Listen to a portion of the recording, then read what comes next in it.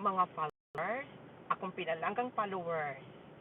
Ania naman ang inyong Inday Batbatera, ang pangbansang Batbatera. Ang atong pagabatbaton karong adlaw mao ang dili ka magminal dita or magminal dito ngadto sa imong isig kapariha. Inana na siya. Ngano? Sige, atong step by step. Ari sa taas sa mga common things nga kuan. Usahay god ka na magbinaldita ta nga wala gyud sa lugar. Dili man gud ta ng panahon nga kita permi naa sa taas. Dili pud sa tanang panahon nga kita naa sa pwesto. So dili ginato na angay natong buhaton kay sa panahon unya nga mo down ka na, wala joy mulingi ninyo ug ang tanang comments nila na merese. Diba? Mauna nga dili jud ta magbinaldita. Dili ta angay magbinaldita kay pariha ta tanang tao. Madato ka man og mapobre, maedukado ka man og si madili, dapat nato yung isunod ang ato ang pagkamayong tao.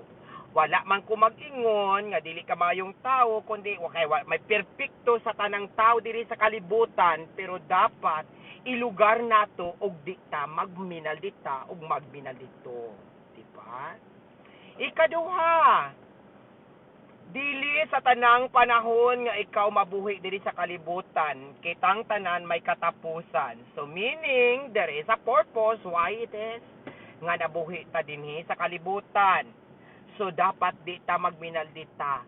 Kay sa panahon nga mamatay ka na, base in taon, imong silingan wa joy muadto. So kung wa na muadto, walay mo donate nimo. Wala kay panggasto, mahal na rabadjud kaayo ang manalabtan ron. Di ba? Mao nang di jud ta magminaldita kay base unyag inugpalit og kape di ta makapalit kay wa joy ning donate kay tungod si mong kamaldita. Di ba? Mao na siya.